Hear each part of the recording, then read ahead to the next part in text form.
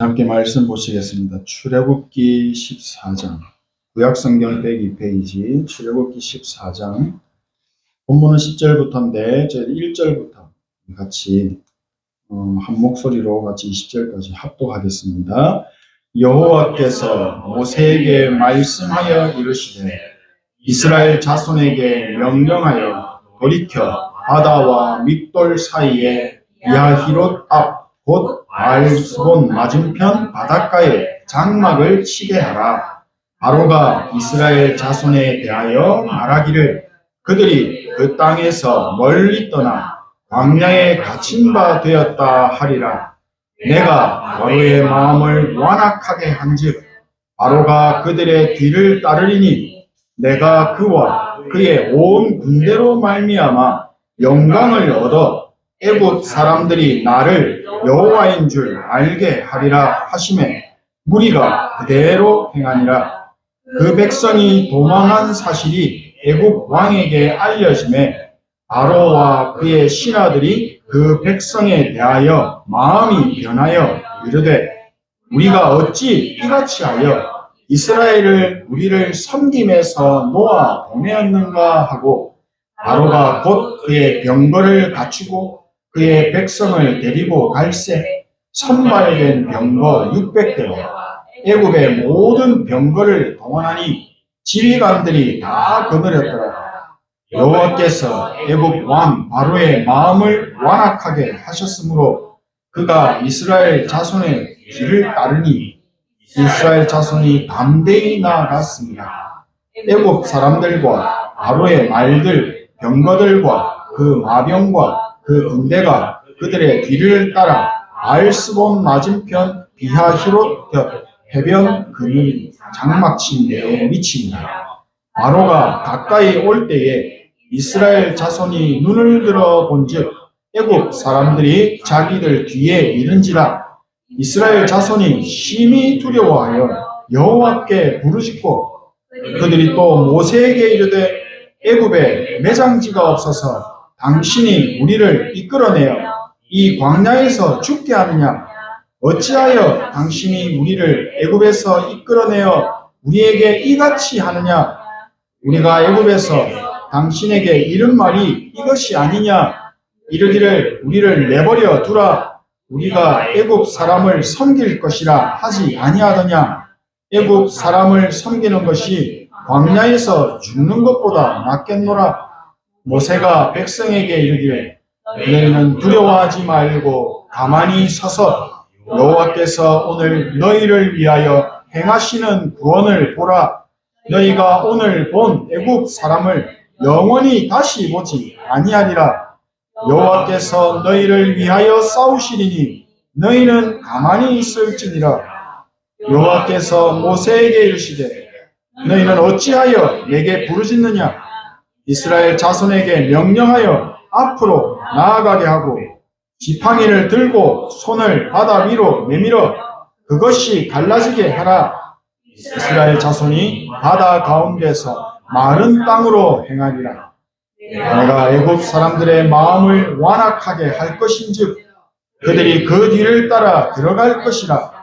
내가 바로와 그의 모든 군대와 그의 병거와 마병으로 말미암아 영광을 얻으리니 내가 바로와 그의 병거와 마병으로 말미암아 영광을 얻을 때야 애굽 사람들이 나를 여호와인 줄 알리라 하시더니 이스라엘 진 앞에 가던 하나님의 사자가 그들의 뒤로 옮겨 가매 구름 기둥도 앞에서 그 뒤로 옮겨 애굽 진과 이스라엘 진 사이에 이르러 서니 저쪽에는 구름과 흑암이 있고 이쪽에는 밤이 밝음으로 밤새도록 저쪽이 이쪽에 가까이 못하였더라.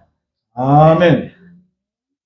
오늘 주시는 언약을 붙잡고 기도하는데 하나님이 주시는 전무후무한 응답이 모든 삶과 현장에 임하게 되시기를 축복합니다.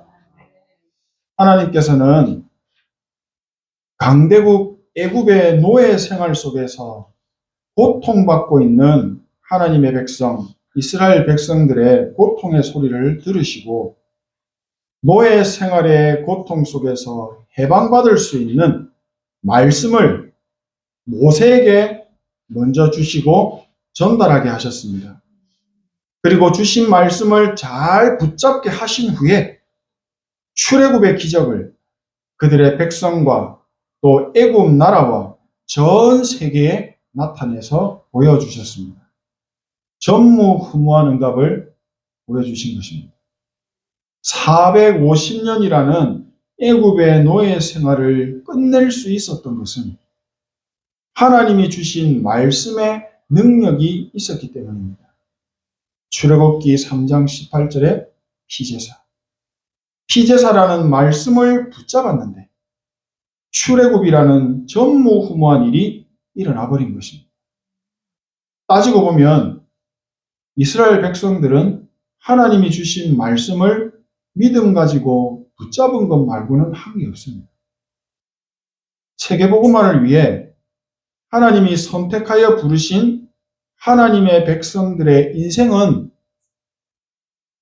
성삼위 하나님께서 직접 책임지신다는 것을 친히 보여주신 것입니다. 하나님의 백성은 주신 말씀만 정확하게 붙잡고 있어도 승리하는 인생의 여정을 가게 된다는 것입니다. 그러니까 언약궤를 따라오라는 것입니다. 오늘 주시는 말씀을 통해 성삼위 하나님께서 지금 나와 함께 하시며 말씀으로 역사하시고 보좌의 능력으로 역사하신다는 사실을 확인하시고 흔들리지 않는 믿음 가지게 되시기를 소원합니다.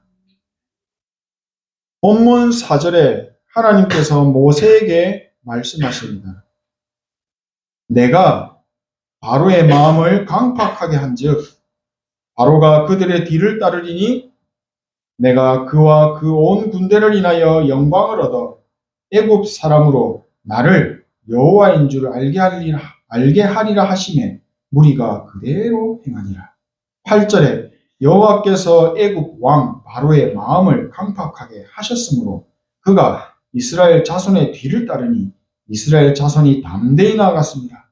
10절에 바로가 가까워 올 때에 이스라엘 자손이 눈을 들어본즉 애굽 사람들이 자기 뒤에 미친지라 이스라엘 자손이 심히 두려워하여 여호와께 부르시고 13절 14절에 모세가 백성에게 이르되 너희는 두려워하지 말고 가만히 서서 여호와께서 오늘 너희를 위하여 행하시는 구원을 보라.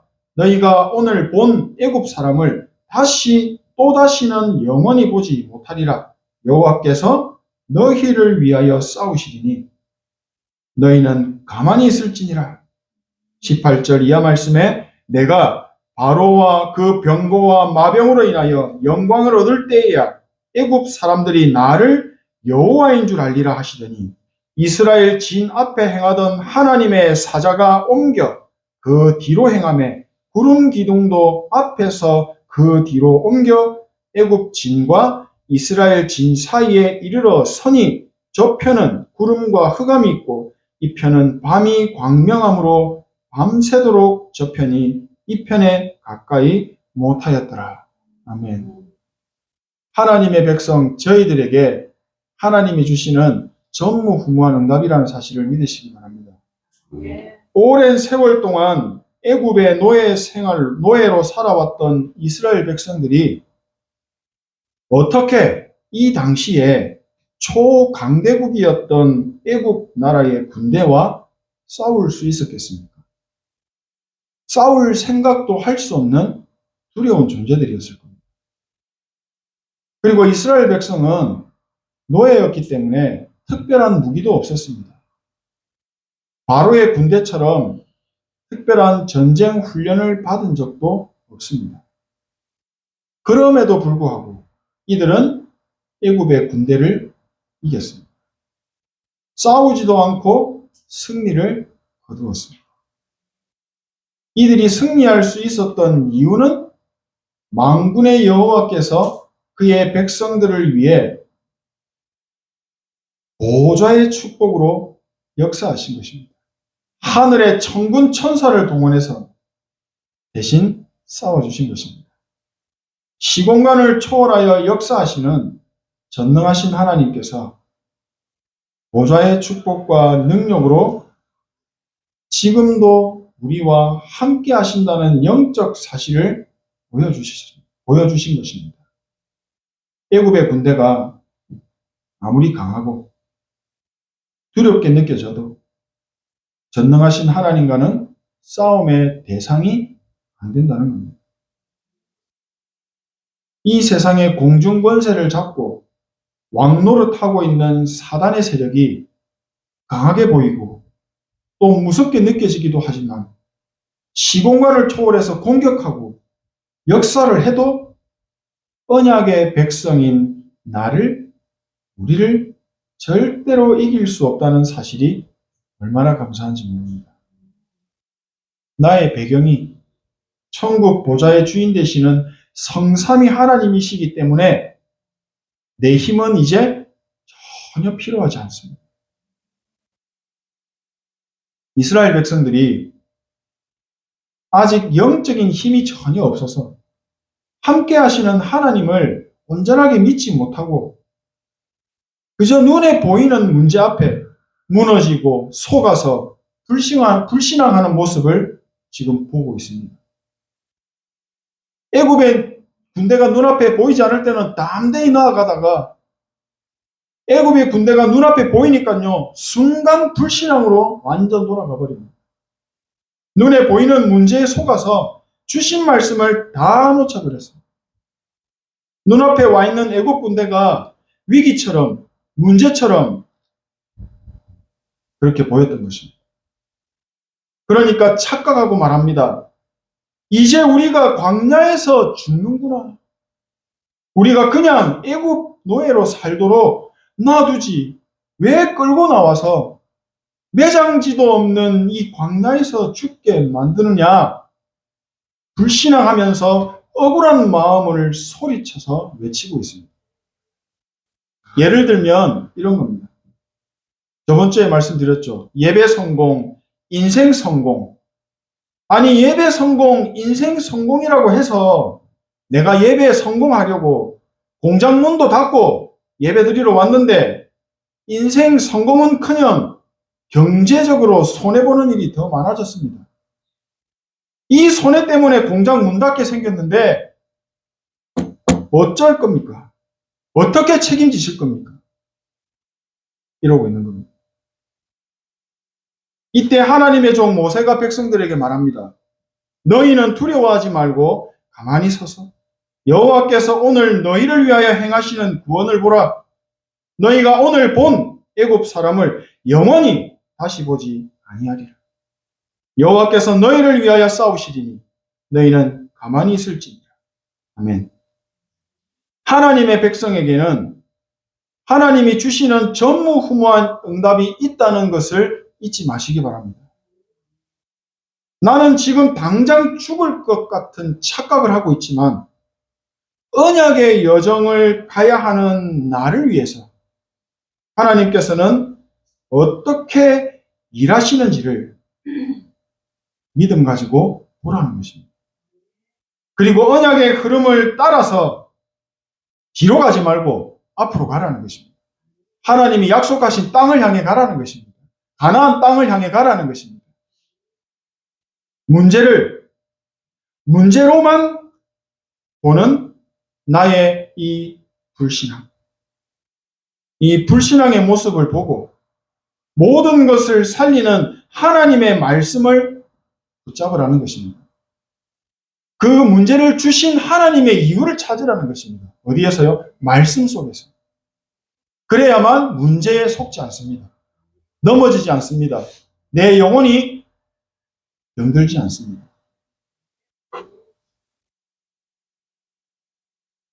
하나님의 형상이 깨어져 버린 인간은 하나님이 함께 하심을 누릴 수가 없습니다. 함께 하심을 누리지 못하니까 예배와 기도가 뭔지도 모릅니다. 예배가, 기도가 중요하지 않습니다.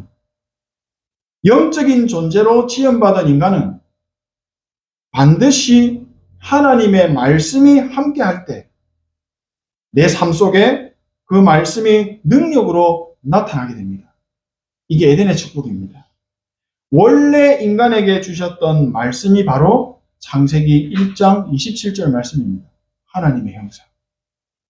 하나님의 형상이 회복되어 영적으로 힘을 가지고 있을 때 에덴의 축복이 삶 속에 살아서 회복되어서 나타나게 되는 것입니다. 하나님께서 주시는 말씀이 있어야 인간은 영적으로 숨을 쉬며 삶을 살 수가 있습니다. 하나님의 형상이 깨어진 상태에서는 하나님의 말씀을 담을 수가 없기 때문에 하나님은 가장 먼저 원래 인간의 모습을 말씀으로 다시 회복시키시는 것입니다. 하나님의 말씀이 나를 살리기 때문입니다. 하나님의 말씀의 능력이 있어야 하나님이 만드신 진짜 나의 모습을 회복할 수가 있게 됩니다. 사단은 우리 안에 하나님의 형상이 회복되지 못하도록 도둑놈처럼 말씀을 훔쳐갑니다. 우리 속에 있는 말씀을 놓치게 만듭니다. 우리 안에 영적인 망대가 세워지지 못하도록 계속 공격하고 방해하고 무너뜨리고 있습니다. 그래서 우리는 하나님의 나라가 내 안에 임하게 해달라고 언약 잡고 기도하는 것입니다. 20절에 뭐라고 나와 있습니까? 애굽 진과 이스라엘 진 사이에 이르러서니 저쪽에는 구름과 흑암이 있고 이쪽에는 밤이 밝음으로 밤새도록 저쪽이 이쪽에 가까이 못하였더라. 아멘. 하나님의 나라가 임하게 해달라고 기도하는 것입니다. 네. 반대로 사단의 나라가 임하면 어떻게 됩니까? 저주와 재앙이 응답으로 따라옵니다. 피할 수가 없습니다.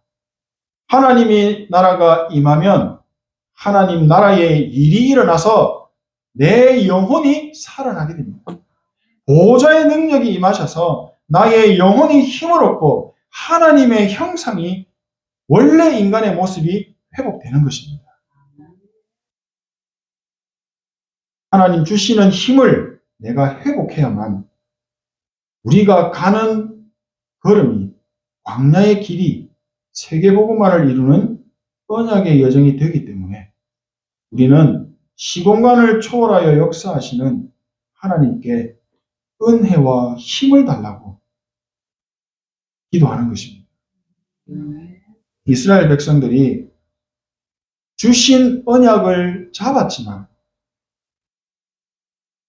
그 언약의 말씀이 시공간을 초월하여 역사하신다는 사실을 전혀 모르고 있었습니다.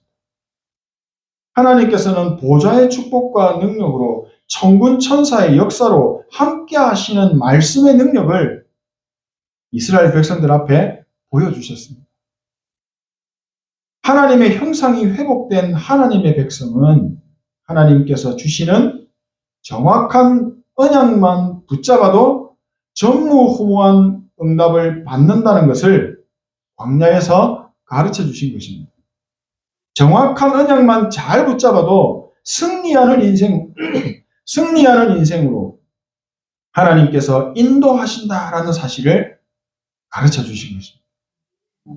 그러니까 믿고 누리시길 바랍니다. 인하겠습니다. 우리가 예배를 드리고 777 기도를 누리는 것은 하나님이 우리에게 주신 정확한 언약을 붙잡기 위해서입니다. 하나님이 주시는 정확한 말씀을 붙잡고 그 말씀에 올인하는 인생이 되기 위해서는 나만의 기도의 리듬을 찾고 그 기도를 누릴 수 있어야 합니다. 내가 태어나서 죽는 것은 하나님의 손에 있습니다. 나는 지금 하나님의 형상이 회복된 하나님의 자녀가 되었습니다. 나에게 복음을 주셨고 영적으로 사단의 노예 생활에서 완전하게 해방시켜 주셨습니다. 그리고 나를 하나님의 소원인 세계복음화를 이루는 언약의 여정, 광야의 길로 인도하셨고 우리에게 언약길을 따라오라고 하십니다. 광야의 길을 가는 동안 오늘 이스라엘 백성들처럼 문제와 사건, 위기, 어려움 계속 다가옵니다. 그러나 언약의 여정을 가는 나에게는 아무것도 문제가 되지 않는다는 것입니다. 오히려 이 전부가 축복이 되는 것입니다. 얼마나 감사한지 모릅니다. 우리가 언약의 여정을 가는 중에 기도의 리듬을 찾지 못하면 이스라엘 백성들처럼 눈앞에 나타난 내 눈에 보이는 애국 군대처럼 문제에 속고 문제 앞에 넘어지고 그 문제 때문에 고통을 당하게 됩니다. 하지만 문제 앞에서 하나님의 주신 말씀을 붙잡고 기도의 축복을 누린다면 반드시 그 문제 뒤에 있는 하나님이 숨겨두신 전무후무한 응답을 찾아 누리게 될 것입니다. 아무도 관심 없는 하나님의 나라, 보좌의 축복, 이 전무후무한 응답, 우리가 찾고 누리기를 원하시는 것입니다. 그리고 이 전무후무한 응답을 후대에게 전달하기를 원하시는 것입니다. 세계복음화 우리의 힘으로 우리가 가진 돈으로 할 수 있는 것이 아닙니다. 하나님이 주시는 전무후무한 응답을 받으면 그 받은 응답 가지고 하나님의 나라의 일에 우리가 쓰임 받게 되는 것입니다.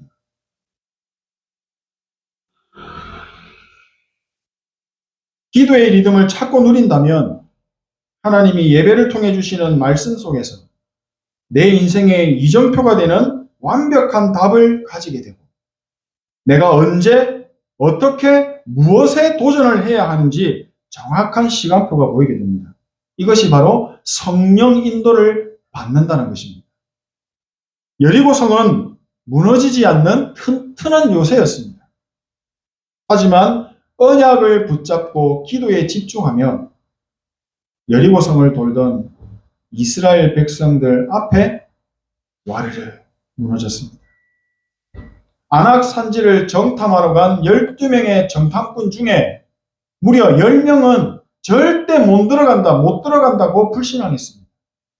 하지만 하나님이 주신 언약 가지고 기도에 집중했던 기도의 리듬 속에 있었던 2명은 달랐습니다. 하나님께서 행하시는 믿음의 증거를 잡고 전진했습니다.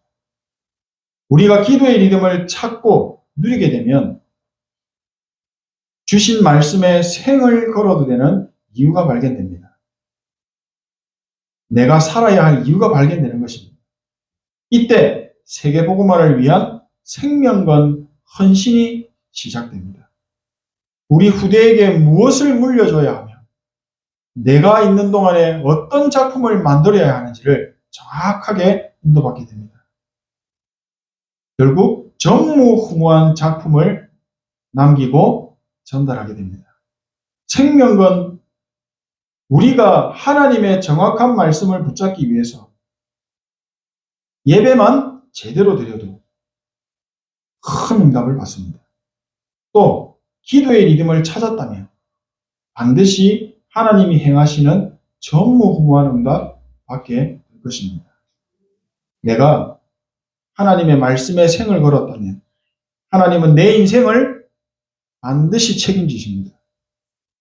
여호와께서 너를 위하여 싸우시리니 너희는 가만히 있을지니라. 시공간을 초월하여 역사하시는 하나님의 능력이 내 삶 속에 구원의 축복으로 완벽한 응답으로 영원한 작품이 되어서 나타나게 하실 줄 믿습니다. 여호와를 의지하라. 그리하면 네 길을 지도하시리라. 이 영원한 작품을 후대에게 영적 유산으로 물려주는 237 치유 서밋에 다 살리는 삶들을 세우는 빛의 파수꾼으로 이름이 기록될 것입니다. 하나님이 나에게 주신 말씀에 생을 걸고 기도의 리듬을 찾아 누리심으로 삶에서 일어나는 모든 일들이 전무후무한 빛의 경제의 축복으로 그 축복을 응답으로 가진 증인들 되시기를 소원하고 축복합니다. 기도하겠습니다. 하나님 은혜 감사드립니다. 나를 하나님의 자녀 삼으시고 세계복음화 이루는 언약의 여정, 언약 가진 기도 속에 있게 하시니 감사합니다. 기도의 비밀 가지고 망대 세우는 증인의 자리에 있게 하옵소서. 예배 속에서 힘을 얻고 말씀 속에서 답을 찾는 로마서 16장의 일꾼 되게 하옵소서. 예수 그리스도의 이름으로 기도합니다. 아멘.